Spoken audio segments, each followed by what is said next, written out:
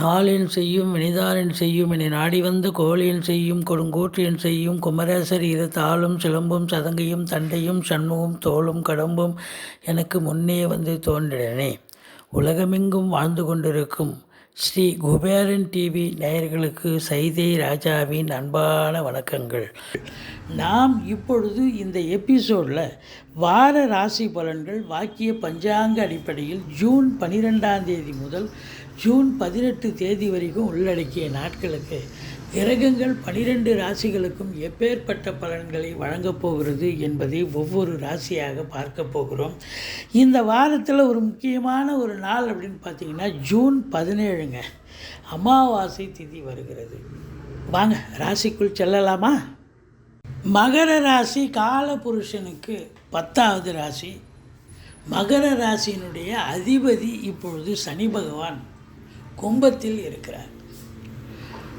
கும்பம் அவருக்கு ஆட்சி வீடு, மூலத்திரிகோண வீடு. இப்போது 2ஆம் இடத்துல சனி பகவான் இருக்கிறதால பாகிஸ்தானத்தில் இருப்பதால் கொஞ்சம் இந்த ராசி அன்பர்கள் கொஞ்சம் பேசுவதில் எச்சரிக்கையாக இருக்க வேண்டும். குடும்பத்தில் சண்டை நல்லாவே வரும். அதனால் குடும்ப உறுப்பினர்கள், கணவன் மனைவி மற்றும் நண்பர்கள், உறவினர்கள் எல்லார்கிட்டையும் நீங்கள் கொஞ்சம் விட்டு கொடுத்து தான் போகணும், அரவணைச்சு தான் போகணும், பொறுமையாக தான் இருக்கணும்.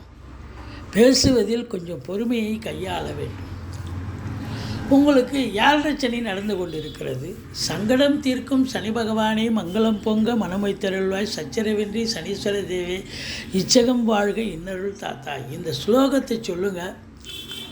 சனிக்கிழமை தோறும் எள்ளெண்ணெய் தீபம் இட்டு வாருங்கள். தலைக்கு வர்றது உங்களுக்கு தலைப்பாயிட போகும். மற்றபடி நீங்கள் அலுவலகத்தில் ஆஃபீஸ் ஆகட்டும், அதாவது சக ஊழியர்களாகட்டும், உயர் அதிகாரிகளாகட்டும், அவங்கக்கிட்ட பேசும்பொழுது ரொம்பவும் சர்வ ஜாக்கிரதையாக பேசுனீங்கன்னா ஒன்றும் பிரச்சனை இல்லை. உங்களுக்கு 4ஆம் இடத்தில் குரு பகவான் இருக்கிறார். இது நாள் வரைக்கும் வண்டி வாகனங்கள் செலவு வச்சது, தாய்க்கு தேக ஆரோக்கிய குறைவு ஏற்பட்டது. ஆனால் இப்போ குரு அங்கே வந்ததுக்கப்புறம் பார்த்திங்கன்னா தாய்க்கு தேக ஆரோக்கிய நிறைவு, அதாவது தேக ஆரோக்கியம் சிறப்பாக இருக்கும். அவங்க தாயினுடைய உறவினர்கள் உங்களுக்கு அனுசரணையாக இருப்பார்கள். அது மட்டும் இல்லைங்க, உங்களை பொறுத்தவரையிலையும் அசையா சொத்துக்கள் மூலம் வருமானம் உண்டு.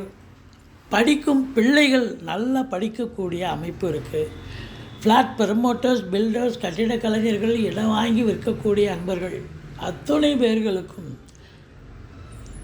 அற்புதமான ஒரு வாரம். செங்கல், மணல், ஜல்லி, ஹார்ட்வேர்ஸ் போன்ற பிரிவில் பணியாற்றக்கூடியவர்கள், விவசாயம் சார்ந்த துறையில் பணியாற்றக்கூடியவர்கள், இவங்க எல்லாருக்கும் இந்த ராகு பகவான் நல்ல ஒரு மேன்மையை தரக்கூடிய அமைப்பு இருக்குது. உள்நாட்டு வாணிபம், வெளிநாட்டு வாணிபம், ஏற்றுமதி இறக்குமதியாளர்கள், ஷேர் மார்க்கெட்டில் இன்வெஸ்ட் பண்ணுறவங்க, ஸ்பெக்குலேஷன் பண்ணுறவங்க, ஆன்லைன் பிஸ்னஸ் பண்ணுறவங்க, ஹோட்டல் பிஸ்னஸ் பண்ணுறவங்க, இவங்க எல்லோருக்குமே ஒரு சிறப்பான ஒரு காலகட்டம்.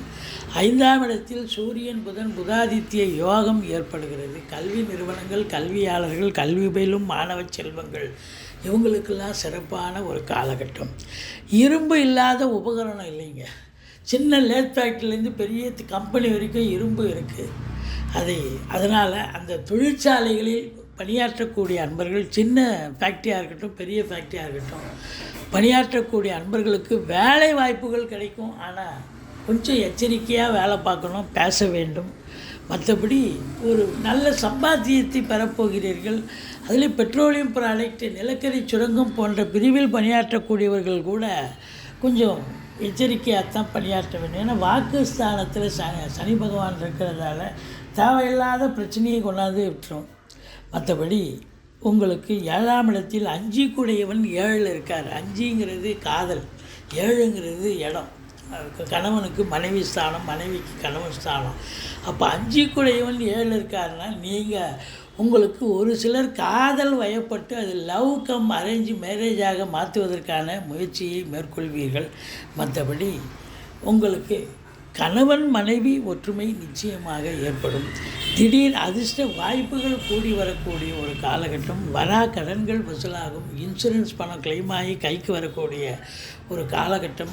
மற்றபடி உங்களுக்கு 7ஆம் இடத்துக்கு 2ஆம் இடம் 8ஆம் இடமாக வருவதால் உங்கள் வாழ்க்கை துணையால் உங்களுக்கு பொருளாதார மேன்மை கண்டிப்பாக ஏற்பட போகிறது. 10ஆம் இடம் குரு பார்வையில் இருக்கிறது. பட்டங்கள் பதவிகள் தேடி வரக்கூடிய ஒரு காலகட்டம். இந்த ஓராண்டு காலம் குரு பகவான் 4ஆம் இடத்தில் அமர்ந்து உங்களுக்கு தொழில் ஸ்தானத்தை உத்தியோகஸ்தானத்தை பார்த்து கொண்டிருக்க போகிறார். அவரால் நல்ல அனுகூலங்கள் கிடைக்கப் போகிறது. ஆதலால் இந்த ஓராண்டு நிறைவாகவே இருக்கும். புதுசாக தொழில் துவங்க நினைப்பவர்கள் தாராளமாக தொழில் துவங்கலாம்.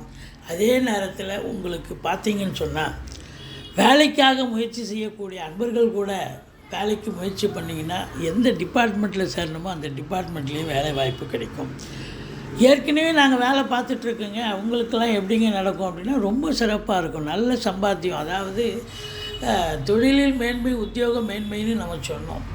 அப்போது அவங்களுக்கு சலுகைகள் கிடைக்கும். ட்ரான்ஸ்ஃபர் ப்ரமோஷன் எதிர்பார்க்கலாம், இன்க்ரிமெண்ட் எதிர்பார்க்கலாம், மேலதிகாரி சக ஊழியர்களுடைய ஆதரவை எதிர்பார்க்கலாம். மொத்தத்தில் பார்க்கும் பொழுது உங்களுக்கு தொழில் பண்ணக்கூடிய அன்பர்களுக்கும் நல்ல லாபம் கிடைக்கக்கூடிய ஒரு காலகட்டமே. 11ஆம் இடத்தை சனி பார்ப்பதால் மூத்த சகோதரத்துக்கும் உங்களுக்கும் கருத்து வேறுபாடு ஏற்படும்.